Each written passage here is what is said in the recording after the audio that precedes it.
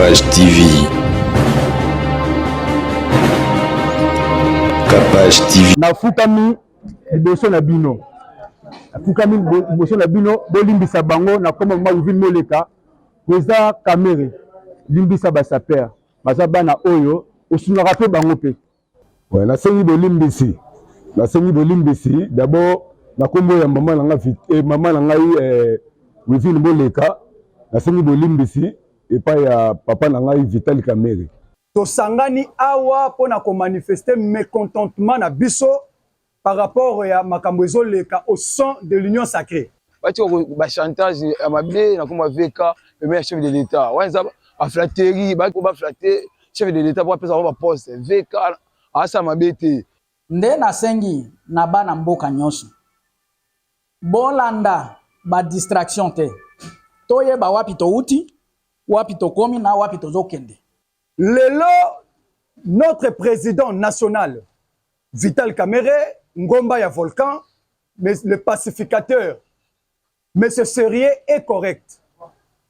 Azali Vilpondé, pas seulement Vilpondé, insulté même, auquel tu supporté en gros sous-souté. Ngai nazo représenter Basaper, ya Léopard de la SAP. En tout cas, na kombo na Yesu, chance que ndena telemi bonendo na zoloba ezana ndeko na ngai ya papa na biso mwalimu tozaki ne pembeni yeyo. Choisissez le service de Maman Chimène Cargo et bénéficiez de plusieurs services tels que le fret maritime, chargement de 5 conteneurs en un seul jour, service cargo rapide de manière à ce que votre conteneur arrive à bon port dans un délai de 35 jours, un service de fret aérien pour que vos marchandises arrivent par avion dans un délai de 3 à 4 jours. Mama Chimène dispose également d'un salon de coiffure mixte, coiffure homme de très haut niveau, coiffure femme avec des professionnels de la beauté et du look. Un salon qui respecte toutes les normes. Chez Mama Chimène, il y a aussi un restaurant qui vous met à votre disposition un petit déjeuner dès 8h à 10h tous les jours, ainsi que le grand buffet de 13h à 23h avec une multitude de repas africains. Rejoignez tous le service exceptionnel de Mama Chimène 6 à Dubaï, Moon Royal Hotel, Deira, Mama Chimène Cargo Service, toujours près de vous. On vous accompagne en tout pendant votre séjour à Dubaï. Vous rêvez d'un teint uniforme et éclatant? La gamme de produits Rude Beauté vous offre un soin complet pour teint d'ébène et pour teint clair. De la lotion à la vaseline pour lèvres, sans oublier les savons et les sérums pour acné. Sa gamme de produits variés élimine les taches et imperfections de votre peau tout en la gardant éclatante et uniforme. Gamme de beauté et arrête beauté. Bateau nyonso bangi tena bango ezala kaka lokola mwindu yango. Gamme oyo ata bébé en pakola bafuta na biso pe kitoko ba o balingaka munoko na bango comme le moi rose bokomi ko 6 episode la pour ko bebisa munoko te rete ya beauté ya biso oyo omona ke batache moko esalinga ya mwindi rete atindeli ngai mai oyo ezali vraiment naturel ekobebisa yo te ekosala allergique te parce que nyonso eza naturel omoni ça beauté aosala mpenza baproduit ya kitoko oyo basango na kati ya mafuta sozo pakola mafuta oyo ozwi serum nango otie na kati eza na inconvénience moko te oyo ata bebe ya bapakolanga nazo recommande bino bagamme ya Ritz Beauté bozala vraiment likolo na tingami kaka na Ritz Beauté. Ritz Beauté umela.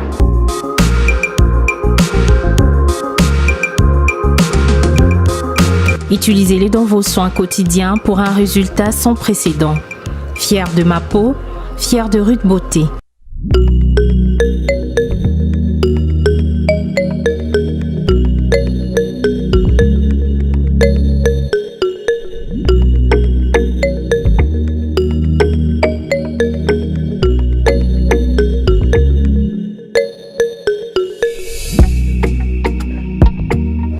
Pasteur Boni. Oh, vous avez depuis air ninya. Ah, capable pendant la découvrir bio air de cacao na komi fa. Sika boy. Oui. O ebi milo e sala na nzota bala bibali. Na biso na komaki no bati. Grâce na yango makambe rempoka remontada. Ya ko remontage penza. Yo j'étais capable mais comme ko pianga ça. Pasteur ndenge zabo e pa bana mibali.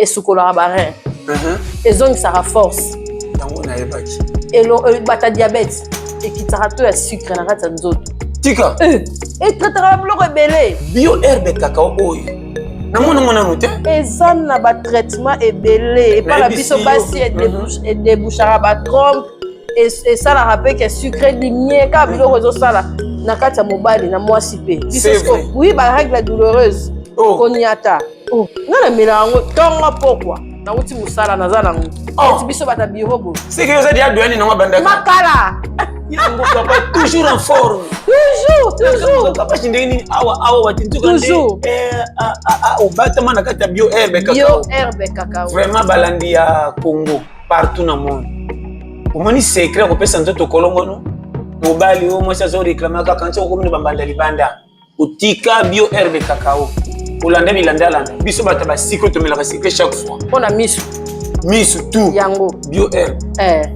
kapasha lobia badouleur ya libumwa babavanti bawapi na barein nyonso circulation sanguine nyonso bien etretaka mpena makilo ezocircule makasi bien oyo koyoka biso AVC yoka makambo yango nde ezotraite yango basi livraison mpe eza partout monde entier partout na monde oza na Brazza banimero tokokoma oza na Irlande oza na États-Unis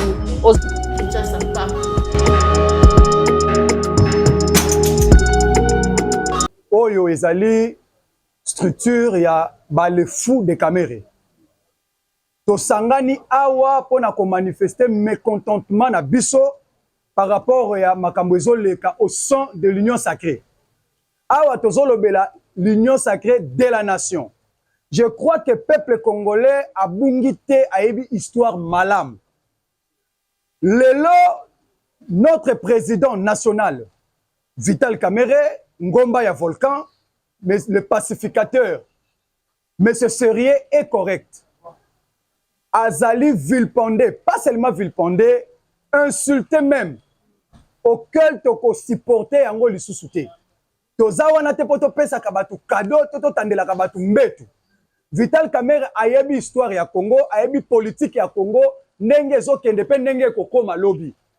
Lelo t'observa ki biso nyonso depuis premier mandat ya chef de l'État Mukwa Ntombolo Félix Antoine Tshisekedi Tshilombo. Président Vital azalaki traité de tout le monde. Basali ba kabal na bango ti a se retrouver na prison. Bokanisa te bino nde boza na monopole ya ba dexordre. Bokanisa te bino nde boza na monopole ya ba insulte. Bokanisa pete ke bino nde boza na monopole ya kosala ba dexordre ba trouble. Biso pe toza na monopole wana.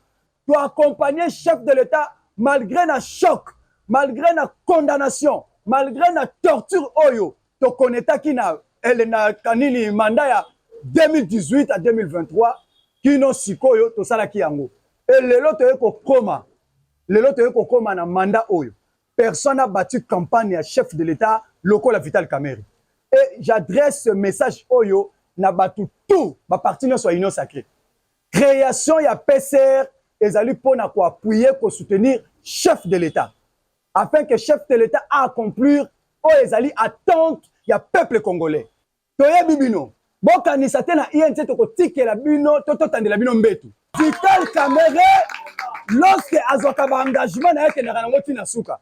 Toyebi si bino c'est lui qui osera encore et encore de parler mal à Vital Kamerhe. Akuta na le fou de Kamerhe sur son chemin. Akokuta na biso.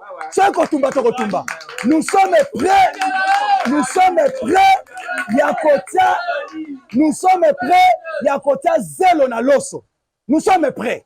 Bon quand tu as bino cadeau 2018 et ça 2023 té. Message au pesa. Tozali ba le fou de Kamerhe. La zone a asimate.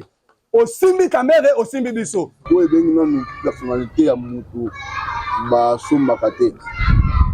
Kamerhe a accepté de droit de accepter l'humiliation à côté de prison par rapport au cas il y a un message va bana omemela yo na entourage na yo bana poto kanti pembe na ba conseiller au taki wana o que le président a se retrouvé dans la prison mais atala ki nyon so wana te souci na ngai ezaki batika Vital Kamerhe asalela mboka musala batika kombo na ye ya mabe na monoko na ye kofinga ye parce que pendant campagne tomonaki ndenge Vital Kamerhe abundelaki chef de l'état makasi lelo bakomi koloba biloko loba balobela ye mabe tozosenga bandeko na biso bakongole batika biloko wana tozala bomoko toke liboso mpona totonga mboka na biso bien parce que chef de l'état ayebi bien Vital Kamerhe avandi na Vital Kamerhe ayebi esprit oyo Vital Kamerhe aza nango na bolingo mboka aza nango bati bachantage ya mabe nakoma veka premier chef de l'état wana baflaterie baflate chef de l'état po apesa bango baposte veka asa mabe te veka ayebi souci place babanana mwana na biso Félix Tshisekedi depuis Genève baretia signature depuis premier mandat basouffrir bazwi premier mandat deuxième mandat babengi bino po bozwa deuxième mandat omoya baflaterie mo batoyebi bino nyonso ozala motema monene ozala te ke no lokola moyini nsima moninga asali mosala epuis mosala ya moninga eko mosala motema pasi te biso toza bacongolais tala mposa nini kena bosunga biso bosunga peuple congolais eza te kena obebisa kombo ya moninga mpo yo obénéficie nde nasengi na bana mboka nyonso bolanda badistraction te toyeba wapi touti wapi tokomi na wapi tozokende lelo komba ya Félix Antoine Tshisekedi Tshilombo ebandaki lelo te ebandaki kala na 2018 tango bango mibale na mwana mboka Vital Kamerhe ba se retire na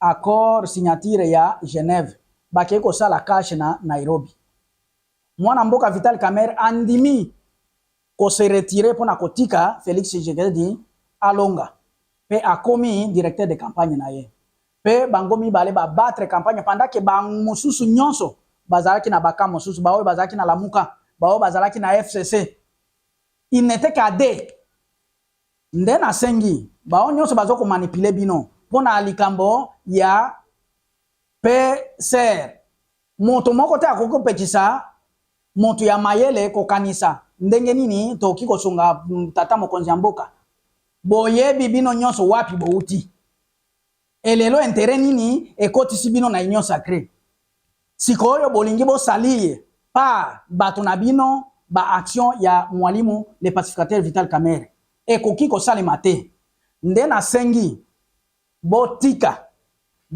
ba je ya mabe ya kosalire Vital Kamerhe po biso oyo tosutenaka ye tokotika ata tango moke te ngai nazo représenter ba saper ya Léopard de la SAP en tout cas na kombo na Yesu chance ke nde na telemi bona nde nazoloba eza na ndeko na ngai ya papa na biso mwalimu tozaki ne pembeni yeyo ngai nde mutu na bandaki kopekisa makambo na loba nzamba ateme ndeko na ngai yeyo tozaki ne pembeni tango mwalimu akoti le pacificateur l'homme le plus intelligent du pays ngai kuna nabetelaki ye maboko ngai kombo na ngai Dani Mwangala autrement dit Chakulenda na wana ya kombo babenga nga na nenga SAP ouais nasengi bolimbisi d'abord na kombo ya mama na nga mama na ngai Wivine Boleka nasengi bolimbisi epa ya papa na ngai Vital Kamerhe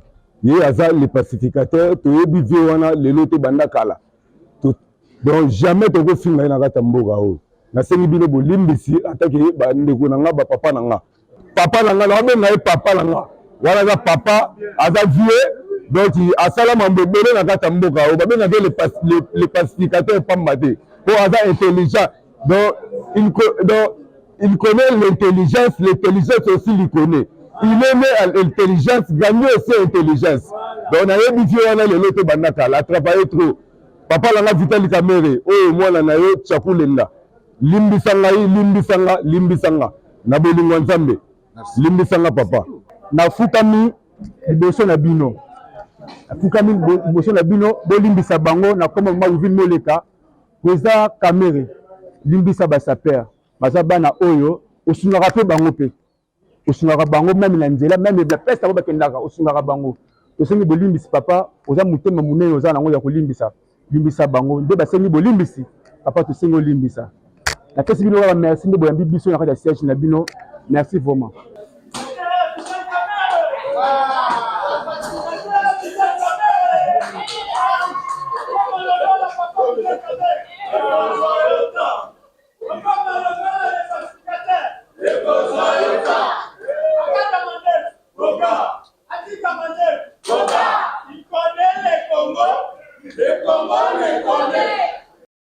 Capage TV. Capage TV.